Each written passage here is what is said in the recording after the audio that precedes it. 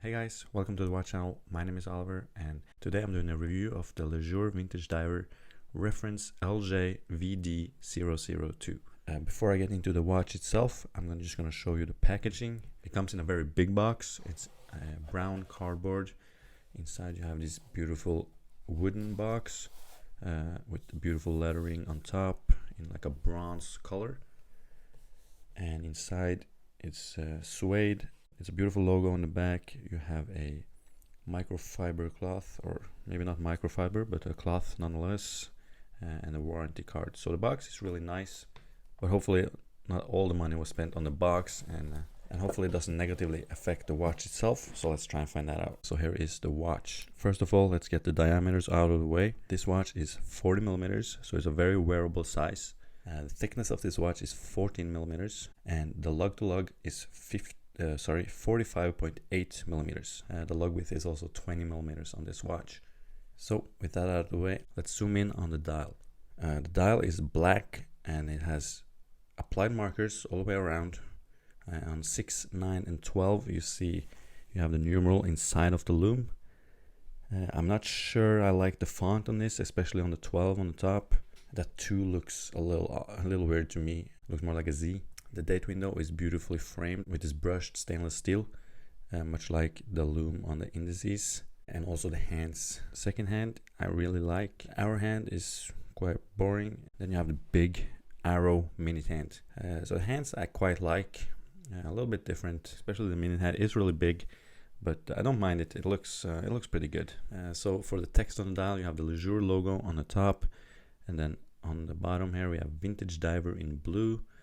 Automatic, and then 300 meters or 990 feet, which is the depth rating of this watch, which is really good. And on the very bottom we see Swiss made. So as far as the text goes, I'm not a huge fan of the Vintage Diver text. It's the model name. I don't know why brands put that on, and it's in blue and a weird font. I think it would look better without. I also don't really like the automatic text. There's 3 different fonts, 3 different sizes. Looks a little bit messy, but it's not that bad. As far as the logo, I feel like it's pushed a little too far up. I think it would look better if it came down a little bit. It seems like it's really squished up towards the 12, and I would prefer it to be ever so slightly lower. But that is really nitpicking, and it's not a huge deal at all. So the lume on this watch is a Super Luminova C3. It's a green lume, and it's quite a lot off it. But it's not super impressing. It's a decent lume, lasts for a little bit, is what you expect, to be honest. You also have a lume pip on the 12 on the bezel. Outside the dial, so to speak, is the crystal. It is a sapphire crystal with anti-reflective coating. It is ever so slightly domed, and you see the distortion. So that's the crystal. Moving on to the bezel. I feel that this bezel is a little bit of a disappointment. It has a nice grip and is a 120 click bezel, and the action on it is okay. At this price point, it's probably what you expect. I've felt better bezels at this price point, but it's not that bad. I would just call it okay. The bezel insert is aluminium. It's black. Aluminium makes sense, being that this is a retro watch or a vintage inspired watch, and it is in line with the rest of the design elements. Another thing with the bezel is that it is very loose. You can see I can click it down like this. It seems like it's not fully in place, especially on the bottom on this one. So a little bit of a quality control issue right there. Another quality control issue, there's no play in the bezel, but it doesn't line up perfectly. It's a little bit off, which is a shame, and at this price point you don't want a misaligned bezel. That is something that I personally find quite annoying. So let's flip the watch around and look at the caseback. So the caseback is actually one of the nicest components of this watch, in my opinion. It has a logo in the middle, Vintage Diver in blue, and then around it we have like meters to feet conversion scale, which goes all the way up to 1,000. Well, it goes to 100 meters or 325 feet, and then it jumps to 1,000.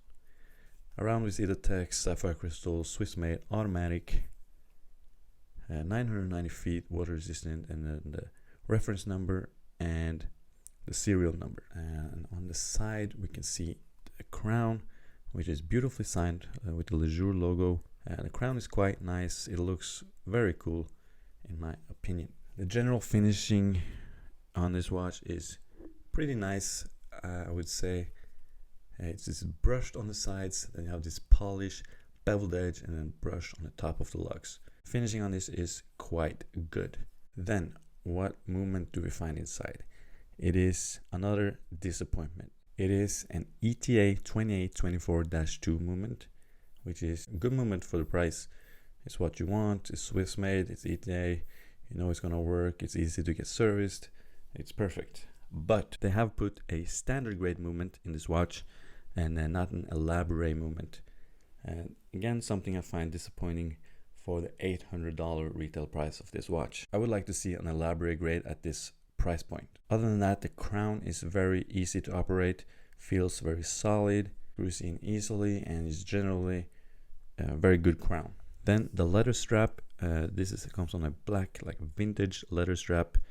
The first thing I see when I look at this, the stitching is not at all symmetrical. It feels like this is a little up and this is a little thinner. This one is actually even worse, but not a huge deal, I guess. On the back we see genuine leather and Jour and 20. They do have quick release, which is a good feature. Makes it really easy to change the strap. On the clasp we see the Jour logo engraved, and the clasp itself is brushed. So I mentioned the price, it's $800. You can get him for $680, but the retail price from Jour is $800. And for $800, I think it's probably not worth it. For $680, it's a little more worth it, but if you are looking to buy this watch, I would highly suggest you to buy it pre-owned to get most value for your money. I'll put it on my wrist so you can see a little wrist shot. This is what it looks on my 17 centimeter wrist. It wears really nicely, and the 40mm size is perfect. It's not that thick and it wears very comfortably. So what do I personally think of this watch? What I like about this watch is, first of all, the size is very wearable. 40mm for me is the perfect size for a dive watch. I also quite like the design of the watch. I think it looks cool. I like the retro look of it. I like the dial, I like the hands. While there are some things that I would change on the dial, it's small things, and overall I really do like it. And I guess I also like the caseback. I feel like that says a lot about this watch when I have to put the caseback as a positive, that I like the look of the caseback, because I can't find anything more that I really like about it. I guess I could say the finishing, it is quite nice. I like the bevel polish edges and the brushed finish, but that's about it. Dislikes. Dislike the quality control. The bezel doesn't line up, it's loose like this. I feel like that's not good enough for the price. I also don't like that they put a standard grade movement in this watch. I would like to see elaborate grade for $800, so that is a little bit disappointing. It doesn't matter that much, especially for me. Like, I set the time on my watch every single day. It doesn't matter, but I still want the elaborate grade. And lastly, I feel like the watch doesn't pop. It lacks X factor. It doesn't make me accidentally cause a 42 car pileup on the freeway looking at how good my watch looks in natural lighting. It doesn't grab my attention like that. So I guess if you want to drive safely, this might be the perfect watch for you. So to conclude, I think this watch is a nice watch. I think it looks good. I think for $800 you can do better. I think for $680 you can also do better. But if you can pick it up pre-owned at a nice price, it's not a bad watch by any means. And if you like the look of it and you get it for the right price on the pre-owned market, and you see on the pictures that the bezel line up perfectly, get it. So that's it for this review, guys. I hope you enjoyed the video. I really appreciate if you hit the like button. It really helps me out. It also really helps me out if you subscribe to my channel, hit the notification bell to get notified when I upload. And until next time, goodbye.